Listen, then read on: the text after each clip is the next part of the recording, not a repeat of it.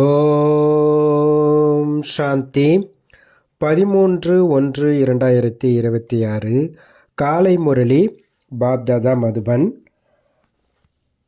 பாபா சொல்கிறாங்க, இனிமையான குழந்தைகளே, பாபாவின் ஸ்ரீமத்திற்கு மதிப்பளிப்பது என்றால் முரளியை ஒரு பொழுதும் தவறவிடக்கூடாது. ஒவ்வொரு கட்டளையையும் கடைபிடிக்க வேண்டும். கேள்வி கேட்குறாரு பாபா, குழந்தைகளாகிய உங்களிடத்தில் யாராவது நீங்கள் திருப்தியாக குஷியாக இருக்கிறீர்களா என்று கேட்கிறார்கள் என்றால் நீங்கள் என்ன பதிலை உடனடியாக கொடுக்க வேண்டும். பாபா சொல்கிறாங்க, சொல்லுங்க, தூரத்தில் பிரம்மத்தில் இருக்கக்கூடியவரை பற்றி கவலை இருந்தது. அவர் கிடைத்து விட்டார். வேறு என்ன வேண்டும்? எதை அடைய வேண்டியிருந்ததோ அதை அடைந்தாகிவிட்டது இல்லைங்களா? இறைவன் அடைவர் தான் மனித வாழ்க்கையுடைய குறிக்கோள்னு சொல்லிட்டு சன்னியாசிகள்லாம் முயற்சி பண்ணுறாங்க. அவங்களுக்கெல்லாம் கூட கிடைக்கல. ஆனால் யாரை முழு உலகம் தேடிட்டு இருந்ததோ அவரே நம்மளை தேடி வந்துட்டார். இதை விட வேறு என்ன வேணும்? எதை அடைய வேண்டி இருந்ததோ அதை அடைந்தாகிவிட்டது. ஈஸ்வரிய குழந்தைகளாகி உங்களுக்கு எந்த விஷயத்தை பற்றியும் கவலை இல்லை. பகவானே கிடைச்சிட்டார். அதுக்கப்புறம் வேறு எதை பற்றியும் கவலை கிடையாது. பாபா உங்களை தன்னுடையவர்களாக ஆக்கிவிட்டார். உங்களுக்கு கிரீடம் சூட்டியுள்ளார். பிறகு எந்த விஷயத்தை பற்றிய கவலை அப்படின்றார் பாபா. ஓம் சாந்தி. குழந்தைகளுடைய புத்தியில் கண்டிப்பாக இருக்கும், பாபா தந்தையாகவும் இருக்கின்றார், டீச்சராகவும் இருக்கின்றார், பரம குருவாகவும் இருக்கின்றார் என்ற நினைவில் கண்டிப்பாக இருப்பார்கள் என்று பாபா புரிய வைக்கின்றார். இந்த நினைவை ஒருபொழுதும் யாரும் கற்றுக் கொடுக்கவும் முடியாது. பாபா தான் கல்பங்கல்பமாக கற்றுக் கொடுக்கின்றார். அவர்தான் ஞானக்கடல். தூய்மையற்றவர்களை தூய்மையாகவும் இருக்கின்றார். அவர் தந்தையாகவும் இருக்கின்றார், ஆசிரியராகவும் இருக்கின்றார், குருவாகவும் இருக்கின்றார். இது இப்பொழுது ஞானத்தின் 3வது கண் கிடைத்த பிறகு புரிந்து கொள்ளப்படுகின்றது. குழந்தைகள் புரிந்திருப்பார்கள், ஆனால் தந்தையையே மறந்து விடுகிறார்கள் என்றால் பிறகு ஆசிரியர், குரு போன்றவர்கள் எப்படி நினைவுக்கு வருவார்கள்? மாயை மிகவும் பலம் வாய்ந்தது. அது 3 ரூபங்களில் மகிமை இருந்தும் கூட மூவரையுமே மறக்க செய்து விடுகிறது. மாயை பகவான் அப்பா, டீச்சர், சத்குருவாக இருக்கார் பாபா. அந்த 3 பேரையும் மறக்க வச்சிருது. குழந்தைகளும் எழுதி தெரிவிக்கின்றனர், பாபா நாங்கள் மறந்து விடுகின்றோம். மாயை அந்த அளவிற்கு சர்வ சக்திவானாக இருக்கின்றது. நாடகத்தின்படி இப்படி அதிகமாக நடக்கக்கூடியது தான். ஒருபொழுதும் இப்படி யாரும் இருக்க முடியாது என்று குழந்தைகள் புரிந்து கொள்கிறார்கள். அதே தந்தை தான் ஆசிரியர், சத்குருவாக இருக்கின்றார். அதாவது ஒரே ஒருத்தர் தான் அப்பா, டீச்சர், சத்குருவாக இருக்கிறார். இது உண்மையிலும் உண்மையாகும். இதில் கட்டுக்கதை போன்ற விஷயம் எதுவும் கிடையாது. இதையெல்லாம் உள்ளுக்குள்ளார புரிந்து கொள்ள வேண்டிய விஷயங்கள் என்றார் பாபா. ஆனால் மாயை என்ன பண்ணுது? மறக்கடிக்க செய்து விடுகிறது. நாங்கள் தோல்வி அடைந்து விடுகிறோம் என்று சொல்கிறார்கள். பிறகு ஒவ்வொரு அடியிலும் பல மடங்கு பாக்கியம் எப்படி இருக்குன்னு கேட்கிறார் பாபா. தேவதைகளுக்குத்தான் தாமரையின் அடையாளத்தை காட்டுகிறார்கள். அனைவருக்கும் கொடுக்க முடியாது. இது ஈஸ்வருடைய படிப்பாகும், மனிதர்களுடையது அல்ல. இந்த படிப்பு மனிதர்களுடையதாக ஒருபோதும் இருக்க முடியாது. தேவதைகளுக்கு மகிமை பாடப்படுகிறது. ஆனால் உயர்ந்ததிலும் உயர்ந்தவர் ஒரு பாபா ஆவார். மற்றபடி தேவதைகளின் பெருமை என்ன? இன்று பிச்சைக்கார வாழ்க்கை, நாளை ராஜ்யமாகும். இப்பொழுது நீங்கள் லட்சுமி நாராயண் போல் ஆவதற்கு முயற்சி செய்து கொண்டு இருக்கின்றீர்கள். இந்த முயற்சியில் நிறைய பேர் தோற்று விடுகிறார்கள் என்பதை நீங்கள் தெரிந்துள்ளீர்கள். இருந்தாலும் கல்பத்திற்கு முன்பு எவ்வளவு தேர்ச்சி பெற்றிருந்தார்களோ அந்த அளவிற்கு படிக்கிறார்கள். உண்மையில் ஞானம் மிகவும் சகஜமானதாகும். ஆனால் மாயை மறக்கச் செய்து விடுகிறது. தங்களுடைய சார்ட் எழுதுங்கள் என்று பாபா கூறுகின்றார். ஆனால் எழுத முடிவதில்லை. எதுவரை அமர்ந்து எழுதுவது? ஒருவேளை எழுதினாலும் 2 மணி நேரம் நினைவில் இருந்தேனா என்று சோதனை செய்கிறார்கள். அதுவும் கூட யாருக்கு தெரிகிறது என்றால், பாபா ஸ்ரீமத்தை யார் நடைமுறையில் கொண்டு வருகிறார்களோ அவர்களுக்கு தெரியும். பாவம் இவர்களுக்கு வெட்கமாக இருக்கும் என்று பாபா புரிந்து கொள்வார். இல்லை என்றால் ஸ்ரீமத்தை நடைமுறையில் கொண்டு வர வேண்டும் அல்லவா? ஆனால் கஷ்டப்பட்டு 2% சார்ட் எழுதுகிறார்கள். குழந்தைகளுக்கு ஸ்ரீமத்தின் மீது அந்த அளவுக்கு மதிப்பு இல்லை. முரளி கிடைத்தாலும் படிப்பதில்லை. பாபா உண்மையைத்தான் கூறுகின்றார். நாமே முரளி படிக்கவில்லை என்றால் மற்றவர்களுக்கு என்ன புரிய வைக்க முடியும் என்று கண்டிப்பாக மனதில் தோன்றும். நினைவு யாத்திரை. ஓம் சாந்தி. ஆன்மீக தந்தை ஆன்மீக குழந்தைகளுக்கு புரிய வைக்கின்றார். உண்மையில் நாம் ஆத்மாக்கள், நமக்கு பரமபிதா பரமாத்மா கற்பித்து கொண்டிருக்கிறார் என்பதை குழந்தைகள் புரிந்து கொள்கிறார்கள். பாபா வேறு என்ன கூறுகின்றார்? என்னை நினைவு செய்தீர்கள் என்றால் நீங்கள் சொர்க்கத்திற்கு எஜமானராக ஆவீர்கள். இதில் தந்தையும் வந்துவிட்டார், படிப்பு மற்றும் படிப்பிப்பவரும் வந்துவிட்டார், சத்கதியை வழங்கும் வள்ளலும் வந்துவிட்டார். சில வார்த்தைகளில் முழு ஞானமும் வந்துவிடுகின்றது. நீங்கள் இங்கு வருவதே இதை மீண்டும் நினைவு செய்வதற்காக ஆகும். சிலர் இங்கேயே இருக்கிறார்கள், இருந்தாலும் மறுபடியும் நினைத்து பார்ப்பதில்லை, அதிர்ஷ்டத்தில் இல்லை. பாபா முயற்சி செய்ய வைக்கவே செய்கின்றார். முயற்சி செய்ய வைப்பவர் ஒரு பாபாவே ஆவார். இதில் குறிப்பாக யாரிடமும் கவனம் என்பதும் இருக்க முடியாது. விசேஷமாக கற்பித்தல் என்பதும் இல்லை. அந்த படிப்பில் தனியாக படிப்பதற்கு டீச்சரை அழைக்கிறார்கள். இங்கே அதிர்ஷ்டத்தை உருவாக்குவதற்காக அனைவருக்கும் பாபா கற்பிக்கின்றார். ஒவ்வொருவருக்கும் தனித்தனியாக எதுவரை கற்பிக்க முடியும்? எவ்வளவு அதிகமான குழந்தைகள் இருக்கிறார்கள்? அந்த படிப்பில் யாராவது பெரிய மனிதர்களின் குழந்தைகளாக இருந்தால் அவர்களுக்கு தனியாக கற்பிக்கிறார்கள். இவர்கள் மந்தமாக இருக்கிறார்கள், ஆகையினால் அவர்களை தேர்ந்த தகுதி வாய்ந்தவர்களாக மாற்ற வேண்டும் என்று டீச்சர் தெரிந்திருக்கின்றார். இந்த அப்பா அப்படி செய்வதில்லை. இவர் ஒரே மாதிரி அனைவருக்கும் கற்பிக்கின்றார். அது டீச்சரின் கூடுதலான முயற்சி செய்ய வைப்பதாகும். இது இங்கே பாபா யாருக்கும் தனியாக கூடுதலான முயற்சி செய்ய வைப்பது கிடையாது. அங்கே டல்லாக இருக்காங்கன்னா என்ன பண்ணுறாங்க? டியூஷன் வச்சுக்கிறாங்க. டீச்சர் டியூஷன் சொல்லித்தராரு. ஆனால் இந்த அப்பா அங்கே பாருங்கள், எல்லாருக்கும் ஒரே மாதிரி தான் சொல்லித்தராரு. கூடுதலான முயற்சி செய்வது என்றாலே ஆசிரியர் கொஞ்சம் கருணை காட்டுவதாகும். அதற்கு பணம் என்னவோ வாங்குகிறார்கள். குறிப்பாக நேரம் ஒதுக்கி கற்பிக்கிறார்கள். அதன் மூலம் அவர்கள் அதிகம் படித்து புத்திசாலிகளாகிறார்கள். இங்கே அதிகம் எதுவும் கற்பதற்கான விஷயமே இல்லை. இவருடைய விஷயமே புதியதாகும். ஒரே ஒரு மகாமந்திரம்தான் கொடுக்கின்றார், மன்மனாபவ. நினைவின் மூலம் என்ன நடக்கின்றது? பாபா தான் தூய்மையற்றவர்களை தூய்மையாக்குபவர் என்பதை புரிந்துள்ளீர்கள். இவரை நினைவு செய்வதன் மூலம்தான் தூய்மையாக முடியும் என்பதை தெரிந்துள்ளீர்கள். பாபா சொல்கிறாங்க, இப்போ குழந்தைகளுக்கு உங்களுக்கு ஞானம் இருக்குது, எந்த அளவிற்கு நினைவு செய்வீங்களோ அந்த அளவுக்கு தூய்மையாக ஆவீர்கள். குறைவாக நினைவு செய்தீர்கள் என்றால் குறைவாக தூய்மையாவீர்கள். இது குழந்தைகளாகிய உங்களுடைய முயற்சியின் ஆதாரத்தில் இருக்கின்றார் பாபா. எல்லையற்ற தந்தையை நினைவு செய்வதன் மூலம் நாம் லட்சுமி நாராயணாக ஆக வேண்டும். அவருடைய மகிமையை ஒவ்வொருவரும் தெரிந்துள்ளார்கள். தாங்கள் புண்ணிய ஆத்மாக்கள், நாங்கள் பாவ ஆத்மாக்களாக இருக்கின்றோம் என்றும் சொல்கிறார்கள். நிறைய கோவில்கள் உருவாக்கப்பட்டுள்ளன. அங்கே அனைவரும் என்ன செய்ய செல்கிறார்கள்? தரிசனம் பார்க்க போகிறாங்க, கோயிலை சுற்றி வராங்க. அதன் மூலம் எந்த பலனும் கிடையாது. இன்னார் யாத்திரை செல்கின்றார், நாமும் செல்லலாம். ஒருவர் மற்றவரை பார்த்து சென்று விடுகிறார்கள். இதனால் என்ன நடக்கும்? எதுவும் நடக்கிறதில்லை. குழந்தைகளாகிய நீங்களும் யாத்திரை செய்துள்ளீர்கள். எப்படி மற்ற பண்டிகைகள் கொண்டாடுகிறார்களோ அதுபோல யாத்திரையையும் ஒரு பண்டிகை என்று புரிந்து கொள்கிறார்கள். இப்பொழுது நீங்கள் நினைவு யாத்திரையை கூட ஒரு பண்டிகை என்று புரிந்து கொள்கிறீர்கள். நீங்கள் நினைவு யாத்திரையில் இருக்கிறீர்கள். ஒரு வார்த்தை தான், மன்மனாபவ.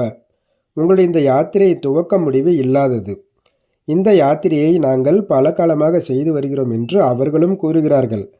ஆனால் நீங்கள் இப்பொழுது ஞான சகிதமாக கூறுகிறீர்கள், நாங்கள் கல்பமாக இந்த யாத்திரை செய்கின்றோம். பாபா தான் இந்த யாத்திரையை கற்றுக் கொடுக்கின்றார். அவர்கள் 4 ஸ்தலங்களுக்கு பிறவிகளாக யாத்திரை செல்கிறார்கள். சார்தாம் யாத்திரா போகிறாங்க. என்னை நினைவு செய்தீர்கள் என்றால் நீங்கள் தூய்மையாகி விடுவீர்கள் என்பதை எல்லையற்ற தந்தை கூறுகின்றார். இப்படி மற்றவர்கள் யாரும் ஒருபோதும் யாத்திரையின் மூலம் நீங்கள் தூய்மையாவீர்கள் என்று சொல்ல மாட்டார்கள். மனிதர்கள் யாத்திரை செல்கிறார்கள் என்றால் அந்த சமயத்தில் தூய்மையாக இருக்கிறார்கள். இன்றைக்கு அங்கேயும் கூட அசுத்தம் இருக்கின்றது, தூய்மையாக இருப்பதில்லை. இந்த ஆன்மீக யாத்திரையை பற்றி யாருக்கும் தெரியவில்லை. உங்களுக்கு இப்பொழுது பாபா கூறியுள்ளார், இந்த நினைவு யாத்திரை உண்மையானதாகும். அந்த யாத்திரையில் சுற்ற செல்கிறார்கள், பிறகு அப்படியே தான் இருக்கிறார்கள். வாஸ்கோடகாமா உலகத்தை சுற்றி இதைப்போல் சுற்றி கொண்டே இருக்கின்றார்கள். நாலாபுரமும் சுற்றினோம், இருந்தாலும் எப்பொழுதும் விலகியே இருக்கின்றோம் என்ற பாடல் கூட இருக்கிறது அல்லவா? பக்தியில் நான் சார்தாம் யாத்திரை போயிட்டு வராங்க, ஆனாலும் பகவான்கிட்ட இருந்து தூரமாக இருக்காங்க. அதாவது பகவான் என்ன அடையில, இவ்வளோ சுற்றி கூட பகவான் எங்களுக்கு கிடைக்கல அப்படின்னு பாடுறாங்க. பக்தி மார்க்கத்தில் யாரும் சந்திக்க வைக்க முடியாது. யாருக்கும் பகவான் கிடைக்கவில்லை. பகவானிடத்திலிருந்து விலகியே இருக்கிறார்கள். சுற்றி வந்து மீண்டும் வீட்டிற்கு வந்து 5 விகாரங்களில் சிக்கிக்கொள்கிறார்கள். அந்த யாத்திரைகள் அனைத்தும் பொய்யானதாகும். இது புருஷோத்தம சங்கமயுகம். இப்பொழுதுதான் பாபா வந்துள்ளார் என்பதை குழந்தைகளாகிய நீங்கள் தெரிந்துள்ளீர்கள். ஒரு நாள் பாபா வந்துள்ளார் என்பதை அனைவரும் தெரிந்து கொள்வார்கள். கடைசியாக பகவான் கிடைப்பார். ஆனால் எப்படி? இதை யாரும் தெரிந்திருக்கவில்லை. நாம் ஸ்ரீமத் படி இந்த பாரத்தை மீண்டும் சொர்க்கமாகிக் கொண்டிருக்கிறோம் என்பதை இனிமேலும் இனிமையான குழந்தைகள் தெரிந்துள்ளார்கள். நீங்கள் பாரதத்தின் பெயரைத்தான் எடுப்பீர்கள். ஏனெனில் அந்த சமயத்தில் வேறு எந்த தர்மமும் இல்லை. முழு உலகமும் தூய்மையாகி விடுகிறது. இப்பொழுது நிறைய தர்மங்கள் இருக்கின்றன. பாபா வந்து உங்களுக்கு முழு மரத்தின் ஞானத்தை கூறுகின்றார், உங்களுக்கு நினைவூட்டுகின்றார். நீங்கள் தான் தேவதைகளாக இருந்தீங்க, பிறகு சத்திரியர்களாக, பிறகு வைசியர்களாக, பிறகு சூத்திரர்களாகவும் ஆனீர்கள். இப்பொழுது நீங்கள் சூத்திரனிலிருந்து பிராமணர்களாக ஆகியுள்ளீர்கள். இந்த சோஹம் என்பதன் அர்த்தத்தை பாபா எவ்வளவு சகஜமாக புரிய வைக்கின்றார். ஓம் என்றால் நான் ஆத்மா. பிறகு ஆத்மாக்களாகிய நாம் இப்படி சக்கரத்தை சுற்றுகின்றோம். அவர்கள் ஆத்மாக்களாகிய நாங்கள் பரமாத்மாவாகி விடுகிறோம். பரமாத்மாவிலிருந்து ஆத்மாக்களாகிய நாங்கள் வருகிறோம் என்று சொல்லிவிடுகிறார்கள். ஹம்சோகம் என்பதன் யதார்த்தமான அர்த்தத்தை தெரிந்தவர் யாரும் இல்லை. எனவே பாபா கூறுகின்றார், இந்த மன்மனாபவ என்ற மந்திரம் இருக்கிறதல்லவா, இதை எப்பொழுதும் நினைவில் வைக்க வேண்டும். சக்கரம் புத்தியில் இல்லை என்றால் சக்கரவர்த்தி எப்படி ஆக முடியும்? ஆத்மாக்களாகிய நாம் இப்பொழுது பிராமணர்களாக இருக்கின்றோம். பிறகு நாம் பிராமணிலிருந்து தேவதைகளாக ஆவோம். இதை நீங்கள் யாரிடம் வேண்டுமானாலும் சென்று கேளுங்கள். யாரும் சொல்ல மாட்டார்கள். அவர்கள் 84 பிரிவின் அர்த்தத்தை கூட புரிந்து கொள்வதில்லை. பாரதத்தின் எழுச்சி மற்றும் வீழ்ச்சி பாடப்பட்டுள்ளது. இது சரியே ஆகும். சதோ பிரதானம் சதோ ரஜோ தமோ, சூரிய வம்சத்தவர், சந்திர வம்சத்தவர், வைஷ்ய வம்சத்தவர்.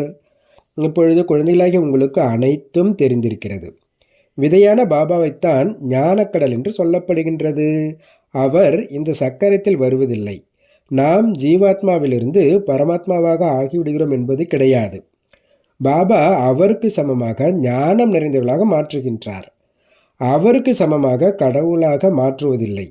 இந்த விஷயங்களை மிகவும் நல்ல விதத்தில் புரிந்து கொள்ள வேண்டும். அப்போதுதான் புத்தியில் சக்கரம் சுற்ற முடியும். அதனுடைய பெயர் சுய தரிசன சக்கரம் என்று வைக்கப்பட்டுள்ளது.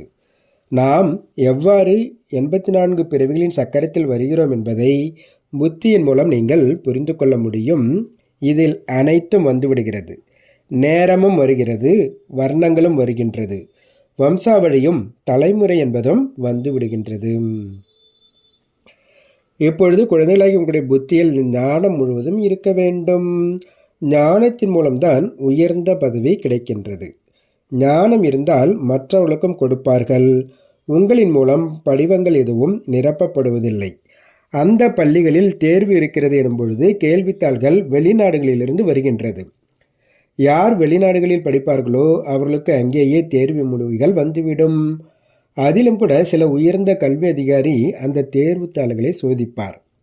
உங்களுடைய தேர்வுத்தாள்களை யார் சோதிப்பார்? நீங்கள் தாங்களே செய்வீர்கள். உங்களுக்கு என்னவாக ஆக வேண்டுமோ அப்படி ஆக்கி கொள்ளுங்கள்.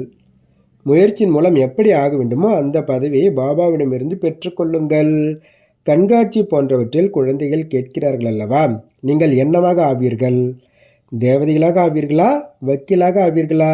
என்னவாக ஆவீர்கள்? எந்த அளவிற்கு தந்தையை நினைவு செய்வீர்களோ, சேவை செய்வீர்களோ அந்த அளவிற்கு பலன் கிடைக்கும்.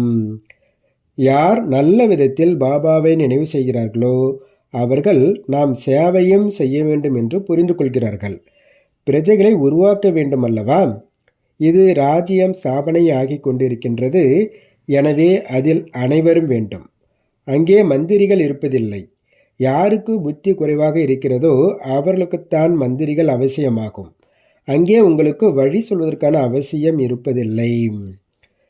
தேவதைகள்னாலே அரசியல் மற்றும் ஆன்மீக தகுதிகள் நிறைந்தவர்கள், புத்திசாலிகள். அதனால் அவங்களுக்கு யாரும் வழி சொல்ல மந்திரிலாம் தேவை கிடையாது. பின்னாடி தான் தூய்மை எடுக்கும் பொழுது துவாபரகத்திலிருந்து அவங்க ராஜாக்கள்லாம் மந்திரிகளாக வைக்க ஆரம்பிக்கிறாங்க. பாபாவிடம் ஸ்தூல விஷயங்களுக்கு வழி கேட்கிறார்கள். பணத்தை என்ன செய்வது, எப்படி தொழில் செய்வது என்று கேட்கிறார்கள். இந்த உலகாய விஷயங்களை பாபாவிடம் கொண்டு வராதீர்கள் என்று பாபா கூறுகின்றார். மன வெறுப்படைந்து விடக்கூடாது என்று அறிவுரை வழங்கிவிடுகின்றார். இது ஒன்றும் என்னுடைய வேலை இல்லை. நீங்கள் எவ்வாறு உலகத்திற்கு எஜமானர்களாக ஆவது என்று உங்களுக்கு வழி சொல்வது தான் என்னுடைய ஈஸ்வரிய தொழில். உங்களுக்கு ஸ்ரீமத் கிடைத்திருக்கு, மற்றவை அனைத்தும் அசுர வழியாகும். சத்தியுகத்தில் ஸ்ரீமத் என்று சொல்லலாம். கலியுகத்தில் அசுர வழியாகும். அந்த இடமே சுகதாமமாகும். அங்கு நீங்கள் திருப்தியாக குஷியாக இருக்கிறீர்களா, உடம்பு சரியாக இருக்கிறதா, இந்த மாதிரிலாம் கேட்க மாட்டாங்க. இந்த வார்த்தைகள்லாம் அங்கே இருக்காது. இந்த வார்த்தைகள்லாம் இங்கே தான் கேட்கப்படுகிறது. யாராவது ஒருத்தர் பார்க்கும்போது என்ன சொல்கிறாங்க, மகிழ்ச்சியாக இருக்கீங்களா, எந்த ஒரு கஷ்டமும் இல்லையே அப்படின்னு கேட்குறாங்க. இதில் கூட நிறைய விஷயங்கள் வந்துடுது. அங்கே துக்கமே இல்லை விசாரிப்பதற்கு. இந்த உலகமே துக்கம் நிறைந்ததாகும். உண்மையில் உங்களிடம் யாரும் இது போலலாம் கேட்க முடியாது. மாயை விழ வைக்கக்கூடியது தான். இருந்தாலும் கூட பாபா கிடைத்திருக்கிறார் அல்லவா, நீங்கள் என்ன போய் குசாலுக்கு விசாரிக்கீங்க, நீங்கள் கேட்பீங்க. நாங்கள் ஈஸ்வரன் குழந்தைகள், எங்களை என்ன குலன்னு விசாரிக்கிறீங்க. தூரத்தில் பிரம்மத்தில் இருப்பதை பற்ற கவலை இருந்தது, அவரே கிடைச்சிட்டாரு. பிறகு எதை பற்றிய கவலை எங்களுக்கு இருக்குது. நாங்கள் யாருடைய குழந்தைகள் என்பதை இப்போது நீங்கள் நினைவு செய்யணும். இந்த ஞானம் கூட புத்தியில் இருக்கணும். அதாவது நாம் தூய்மையாக ஆகிவிட்டோம் என்றால் பிறகு சண்டை ஆரம்பமாகிவிடும். எனவே எப்பொழுதும் யார் உங்களிடம் நலமாக இருக்கிறீர்களா என்று கேட்டாலும் சொர்க்கத்தின் ராஜ்யத்தையே கொடுக்கக்கூடிய தந்தை கிடைத்திருக்கின்றார். அவர் எங்களை அந்த அளவிற்கு தகுதியானவர்களாக ஆக்குகின்றார் எனும் பொழுது எங்களுக்கு என்ன கவலை இருக்கிறது என்று கேளுங்கள் அப்படின்றார் பாபா. ஈஸ்வருடைய குழந்தைகளுக்கு என்ன கவலை இருக்கின்றது? அங்கே தேவதைகளுக்கும் கூட கவலை இல்லை. தேவதைகளுக்கு மேலே ஈஸ்வரன் இருக்கின்றார். எனவே ஈஸ்வருடைய குழந்தைகளுக்கு என்ன கவலை இருக்க முடியும்? பாபா நமக்கு படிப்பிக்கின்றார். பாபா நம்முடைய ஆசிரியராக இருக்கின்றார், சத்குருவாக இருக்கின்றார். பாபா நமக்கு கிரீடம் வைத்து கொண்டிருக்கின்றார். நாம் கிரீடதாரிகளாக ஆகி கொண்டிருக்கின்றோம். நமக்கு உலக கிரீடம் எப்படி கிடைக்கிறது என்பதை நீங்கள் தெரிந்துள்ளீர்கள். பாபா கிரீடம் வைப்பதில்லை. சத்தியுகத்தில் தந்தை தன்னுடைய கிரீடத்தை தன்னுடைய குழந்தைகளுக்கு வைக்கின்றார் என்பதையும் நீங்கள் தெரிந்துள்ளீர்கள். இதனை ஆங்கிலத்தில் கிரவுன் பிரின்ஸ், அதாவது பட்டத்து இளவரசன் என்று சொல்லப்படுகின்றது. இங்கே தந்தையின் கிரீடம் குழந்தைக்கு கிடைக்கும் வரை குழந்தைக்கு ஆர்வம் இருக்கும். தந்தை இருந்தால் கிரீடம் நமக்கு வரும். இளவரசனிலிருந்து மகாராஜாவாக ஆக வேண்டும் என்ற ஆசை இருக்கும். அங்கே இப்படிப்பட்ட விஷயம் நடப்பதில்லை. நேரத்திற்கு விதிப்படி தந்தை குழந்தைகளுக்கு கிரீடத்தை கொடுத்துவிட்டு பிறகு ஒதுங்கிக் கொள்கின்றார். அங்கே வானப்பிரசத்தை பற்றிய விவாதம் நடப்பதில்லை. குழந்தைகளுக்கு மாளிகை போன்றவற்றை உருவாக்கி கொடுக்கிறார்கள். அனைத்து ஆசையிலும் பூர்த்தியாகிவிடுகின்றது. சத்தியுகத்தில் சுகமே சுகம் என்பதை நீங்கள் புரிந்து கொள்ள முடியும். நடைமுறையின் அந்த சுகத்தை அங்கு சென்றால் அடைய முடியும். சொர்க்கத்தில் என்ன நடக்கும் என்பதை நீங்கள் தான் அறிவீர்கள். ஒரு சரீரத்தை விட்டுவிட்டு பிறகு எங்கே செல்வீர்கள்? இப்பொழுது பாபா உங்களுக்கு நடைமுறையில் படிப்பித்து கொண்டிருக்கின்றார். நாம் உண்மையிலும் உண்மையான சொர்க்கத்திற்கு செல்வோம் என்பதை நீங்கள் தெரிந்துள்ளீர்கள். நாங்கள் சொர்க்கத்திற்கு செல்கிறோம் என்று அவர்கள் சொல்லிவிடுகிறார்கள். சொர்க்கம் என்று எதை சொல்லப்படுகிறது என்பது கூட தெரியாது. பிறவிகளாக இந்த அஞ்ஞான விஷயங்களை கேட்டு வருகிறார்கள். இப்பொழுது பாபா உங்களுக்கு சத்தியமான விஷயங்களை கூறுகின்றார். தாரணிக்கான முக்கிய சாரம் ஃபஸ்ட்டு பாயிண்ட்டு, எப்பொழுதும் திருப்தியாக குஷியாக இருப்பதற்கு பாபாவின் நினைவில் இருக்க வேண்டும். படிப்பின் மூலமாக தங்களுக்கு ராஜ்யத்தின் கிரீடத்தை வைத்து கொள்ள வேண்டும். ரெண்டாவது பாயிண்ட்டு, ஸ்ரீமத் படி பாரதத்தை சொர்க்கமாக்கும் சேவை செய்ய வேண்டும். எப்பொழுதும் ஸ்ரீமத்திற்கு மதிப்பு வைக்க வேண்டும். பாபா வரதானம் கொடுக்குறாரு. சிரேஷ்ட பாக்கியத்தின் நினைவு மூலம் தனது சக்திசாலியான சொரூபத்தின் மூலம் சூரிய வம்சத்தின் பதவியின் அதிகாரி ஆகுக அப்படின்றார் பாபா. யார் தனது சிரேஷ்ட பாக்கியத்தை சதா நினைவில் வைக்கிறார்களோ அவர்கள் சக்திசாலியான சொரூபத்தில் இருப்பார்கள். அவர்கள் சதா தனது அனாதியான உண்மையான சொரூபம் நினைவில் இருக்கிறார்கள். ஒரு பொழுதும் போலியான முகத்தை தாரணை செய்ய மாட்டார்கள். பலமுறை மாயா போலியான குணத்தை மற்றும் செயலின் சொரூபம் ஆக்கிவிடுகிறது. ஒரு சிலரை கோபக்காரர்களாக, பேராசைக்காரர்களாக, சிலரை துக்கமானவர்களாக, சிலரை அசாந்தியானவராக மாற்றிவிடுகிறது. ஆனால் உண்மையான சொரூபம் இந்த அனைத்து விஷயங்களிலிருந்து விடுபட்டு இருக்கின்றது. எந்த குழந்தைகள் தன்னுடைய உண்மையான சொரூபத்தில் நிலைத்து இருக்கிறார்களோ அவர்கள் சூரிய வம்ச பதவியின் அதிகாரி ஆகிவிடுவார்கள். ஸ்லோகன் சொல்கிறாரு, அனைவர் மீதும் கருணை காட்டக்கூடியவர் ஆகிவிட்டால் அகங்காரம் மற்றும் அபிமானம் முடிந்துவிடும். நல்லது. ஓம் சாந்தி, ஓம் சாந்தி, ஓம் சாந்தி. நன்றி பாபா.